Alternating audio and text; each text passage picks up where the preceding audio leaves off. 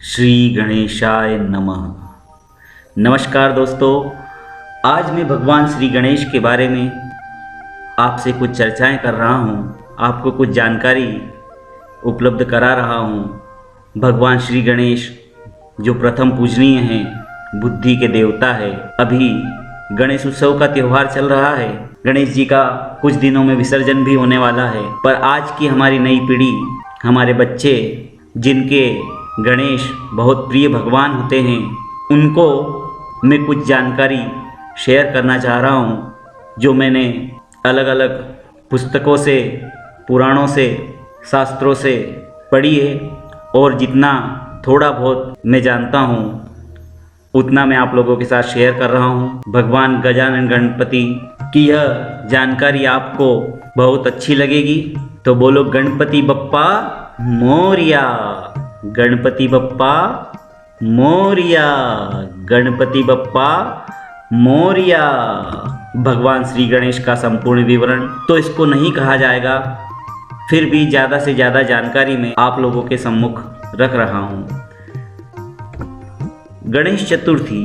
गणेश चतुर्थी, हम भगवान गणेश को गणेश चतुर्थी के दिन विराजित करते हैं और अनंत चतुर्दशी के दिन उनका विसर्जन करते हैं। तो क्या आप लोग जानते हैं कि गणेश चतुर्थी का यह उत्सव, यह गणेश उत्सव 10 दिनी उत्सव हमारे भारत देश में कब से मनाया जा रहा है? हमारे भारत देश में यह उत्सव मराठा शासनकाल से मनाता चला आया जा रहा है।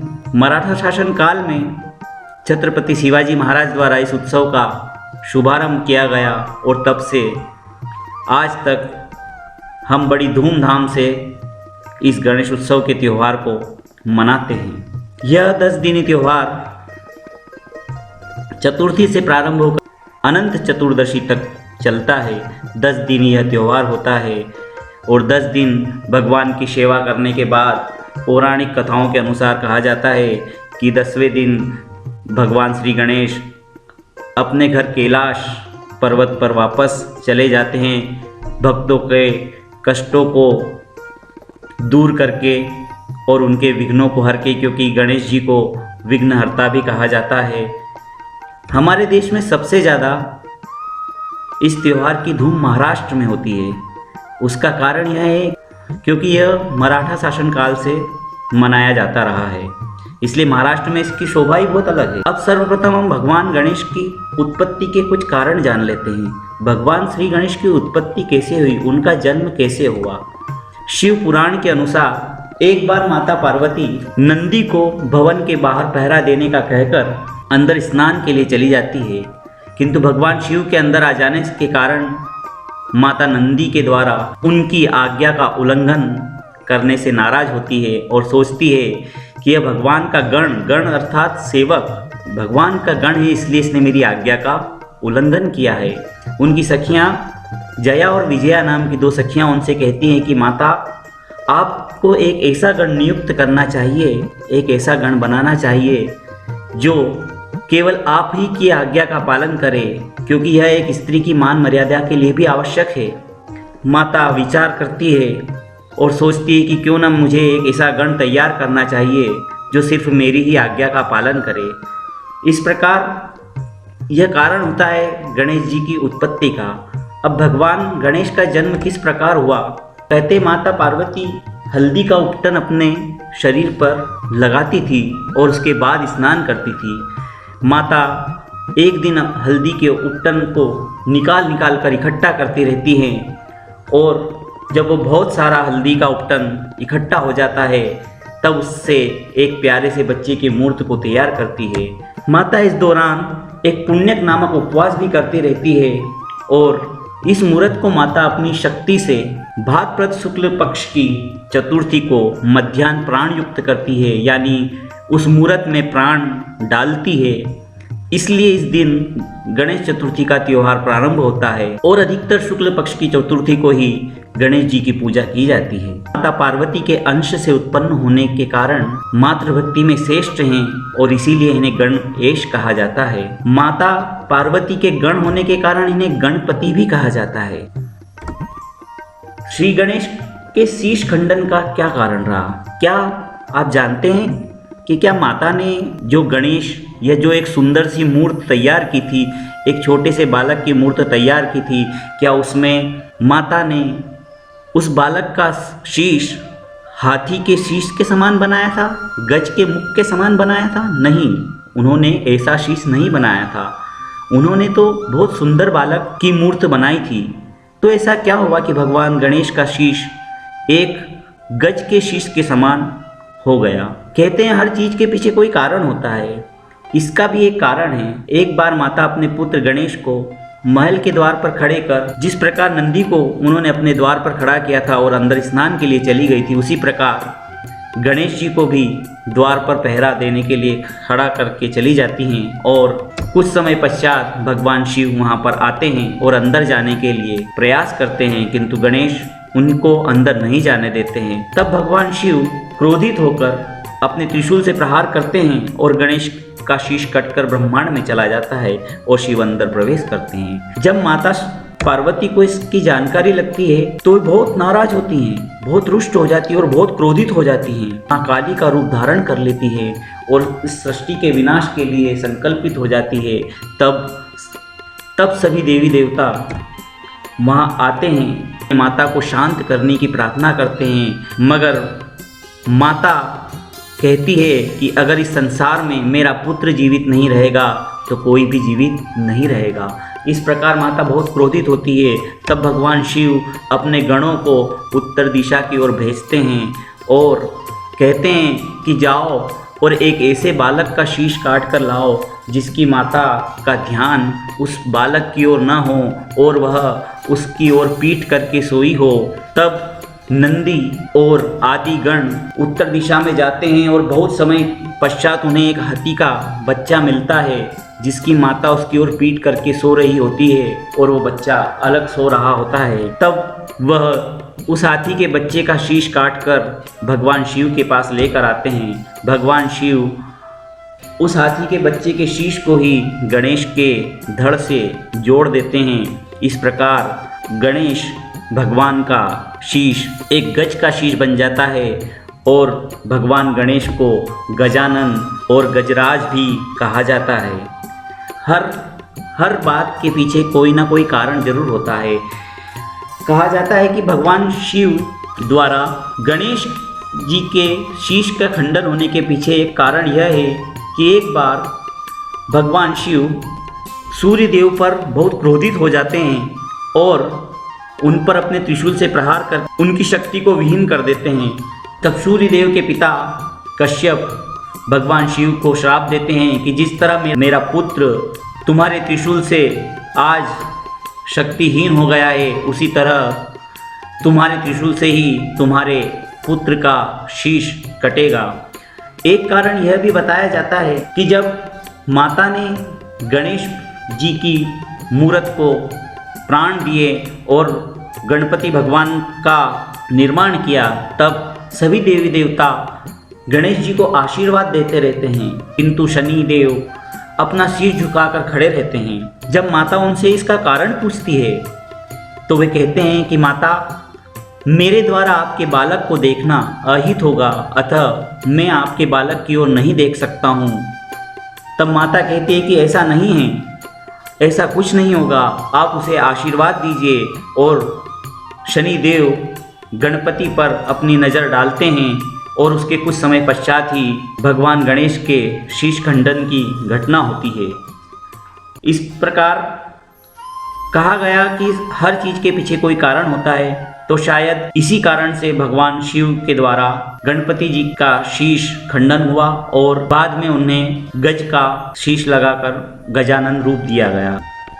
भगवान को एक दंत गणेश भी कहा जाता है। अब उनके एक दंत होने के पीछे भी कई कथाएं हैं। उसमें से कुछ 3 कथाएं बहुत प्रचलित हैं जो मैं आपके सामने बताने जा रहा हूँ। पहली कथा गणेश पुराण के चतुर्खंड के 7वें अध्याय के अनुसार, जब भगवान शिव और माता पार्वती अपने कक्ष में विश्राम कर रहे होते हैं, तब परशुराम कार्तवीर्य का वध करके कैलाश पर उनके दर्शन के लिए पहुँचते हैं और कक्ष में जाने का प्रयास करते हैं। तब गणेश उनको अंदर नहीं जाने देते हैं। तब परशुराम जैसे स्वभाव से बहुत क्रोधित हैं, तब भगवान परशुराम अपने परशु से गणेश जी पर प्रहार करते हैं, क्योंकि गणेश जी जानते हैं कि यह परशुराम जी को भगवान शिव के द्वारा प्रदान किया गया है, अतः अस्त्र का अपमान न हो, इस कारण से वह अपने इस प्रहार को अपने दांत के ऊपर स्वीकार करते हैं, जिससे उनका दांत टूट कर गिर जाता है। दूसरी कथा के अनुसार आपने गणेश जी की कई प्रतिमाओं में देखा होगा कि उनके एक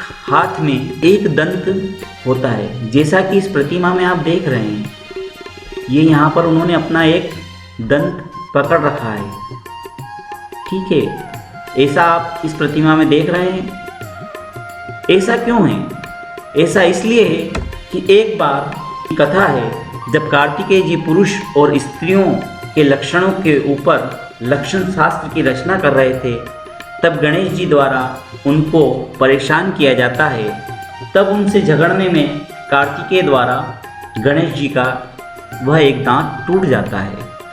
भगवान शिव के समझाने पर कार्तिकेय गणेश जी को अपना टूटा हुआ दांत तो दे देते हैं, किंतु उनसे कहते हैं कि इस दांत को तुम हमेशा अपने हाथों में पकड़ के रखना।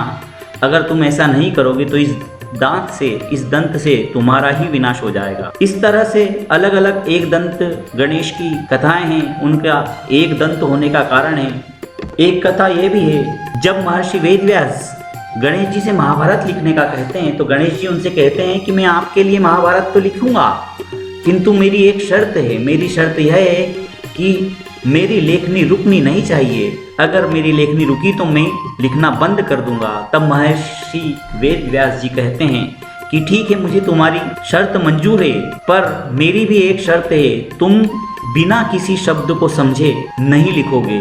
तब भगवान गणेश विचार करते हैं और शर्त को स्वीकार करते हैं। गणेश जी विचार करते हैं कि अगर मेरी लेखनी नहीं रुकना चाहिए तो मुझे तो ऐसे एक ऐसे पेन की आवश्यकता होगी, ऐसे एक कलम की आवश्यकता होगी जो कभी ना टूटे।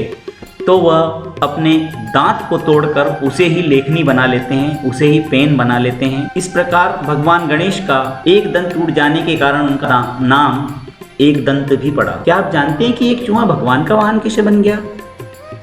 इसके पीछे भी एक कथा है जो मैं आपको सुनाने जा रहा हूँ। महर्षि पाराशर के आश्रम में एक विशालकाय असुर मूषक ने बड़ा आतंक फैला रखा था।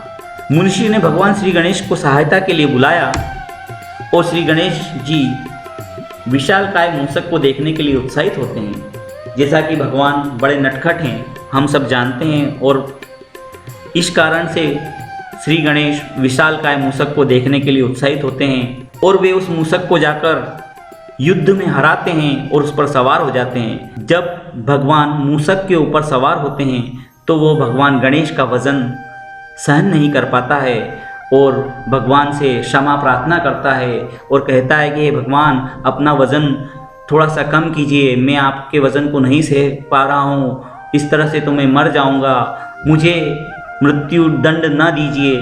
तब भगवान अपना वज़न कम करते हैं और मूषक उनसे विनती करता है कि कृपया आप मुझे हमेशा के लिए अपना वाहन बना लीजिए। तभी से एक मूषक, एक चूहा भगवान गणेश का वाहन हो जाता है। प्रथम पूजन के अलग अलग कारण बताए गए हैं, जिसमें सर्वप्रथम कारण यही है कि शिव पुराण के अनुसार जब भगवान शिव ने गणेश जी को गज का मुख लगाया तो माता ने कहा, ऐसे बालक को जग में कौन पूजेगा कि जिसका धड़ एक मानव का है और मुख एक पशु का, ऐसे भगवान को कौन पूजेगा। तब सभी देवी देवता श्री गणेश को आशीर्वाद देते हैं और कहते हैं कि माते, आपके पुत्र की पूजा के बिना कोई भी देव, कोई भी देवता, कोई भी भगवान अपनी पूजा स्वीकार नहीं करेगा। तभी से भगवान गणेश का पूजन सर्वप्रथम किया जाता है। शिव पुराण के अनुसार यह भी कहा जाता है, भगवान शिव त्रिपुर नामक राक्षस का नाश करने जा रहे थे, तब आकाशवाणी होती है कि सबसे पहले आप गणेश जी की आराधना कीजिए, उसके बाद ही आप त्रिपुरासुर नामक असुर का संहार कर पाएंगे और उस पर विजय प्राप्त कर पाएंगे।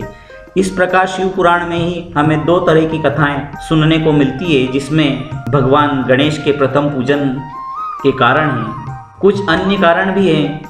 ज्योतिष शास्त्र के अनुसार गणेश जी को केतु के रूप में जाना जाता है और इसलिए इनके प्रथम पूजन से बुध और केतु का दोष नहीं लगता। एक कारण यह भी है कि इनकी प्रथम पूजा की जाती है। पुराण के अनुसार भगवान शिव से जब देवताओं ने विघ्नों को हरने के लिए, राक्षसों के विघ्नों से उनकी रक्षा करने के लिए प्रार्थना की, तब उन्होंने भगवान गणेश को उनकी रक्षा के लिए भेजा था। तब गणेश देवी देवताओं के विघ्नों को हरकर उनको उन दैत्यों के आतंकों से मुक्त करते हैं। इसीलिए विघ्नहर्ता गणेश का सर्वप्रथम पूजन किया जाता है, ताकि किसी भी कार्य को करने में कोई भी विघ्न, कोई भी बाधा उत्पन्न न हो।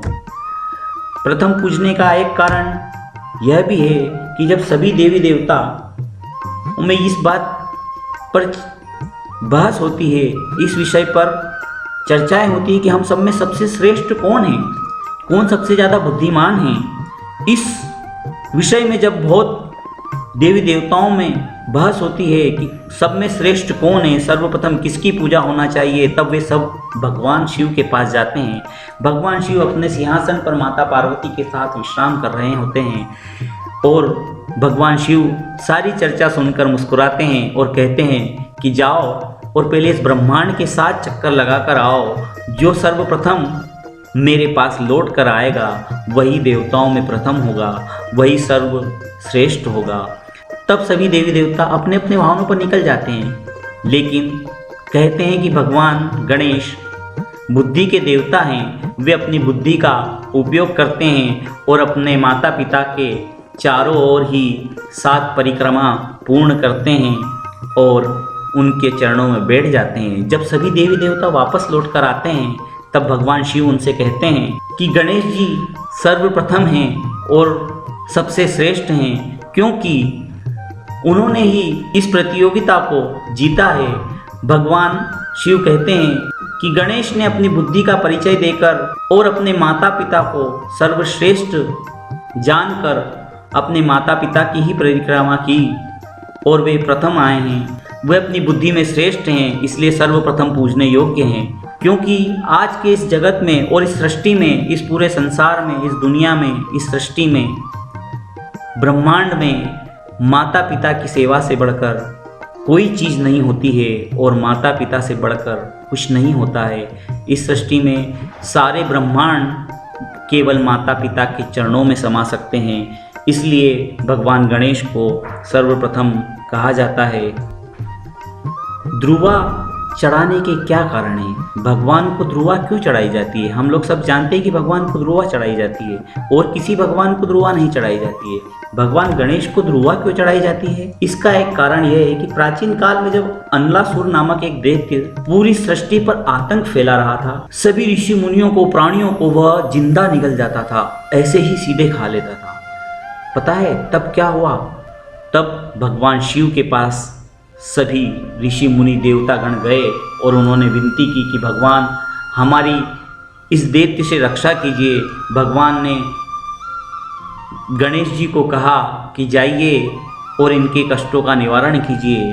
तब गणेश जी जाते हैं और उस अनलासुर नामक दैत्य को निगल जाते हैं। उस दैत्य को निगलने के बाद गणेश जी के पेट में जलन होने लगती है। उनकी जलन शांत ही नहीं हो पाती है। गणेश जी के पेट में इतनी जलन होती है कि वो सहन नहीं कर पाते हैं। जब सारे प्रयत्न कर दिए जाते हैं लेकिन उनकी पेट की जलन शांत नहीं होती है, तब ऋषि कश्यप उनको ध्रुवा की 21 गांठ बांध कर खिलाते हैं और उनकी पेट की जलन खत्म हो जाती है। तभी से भगवान को ध्रुवा चढ़ाई जाती है। क्या आप जानते हैं कि भगवान की 2 पत्नियां हैं? क्यों हैं? नहीं जानते? चलो मैं बताता हूँ। एक बात और, भगवान गणेश को कभी भी तुलसी नहीं चढ़ाना चाहिए। उनको तुलसी चढ़ाना वर्जित है। भगवान की 2 पत्नियां और तुलसी नहीं चढ़ाने का कारण यह है कि भगवान श्री गणेश को तुलसी जी ने श्राप दिया था कि उनकी 2-2 शादियां होंगी, उनकी 2-2 पत्नियां होंगी। क्या आप जानते हैं कि तुलसी जी ने गणेश जी को श्राप क्यों दिया था? तुलसी जी ने गणेश जी को श्राप इसलिए दिया था क्योंकि वे गणेश जी से विवाह करना चाहती थी और गणेश जी तुलसी से विवाह करने से मना कर देते हैं, इसीलिए उन्होंने उनको श्राप दिया था। भगवान गणेश ने भी क्रोधित होकर तुलसी जी को कहा कि मैं तुम्हें कभी स्वीकार नहीं करूँगा। इसलिए भगवान गणेश की पूजा में तुलसी जी नहीं चढ़ाई जाती है और भगवान गणेश की दो पत्नियां हैं, रिद्धि और सिद्धि। भगवान गणेश को मोदक सबसे ज़्यादा प्रिय हैं। आप जानते हैं क्यों सबसे ज़्यादा प्रिय हैं?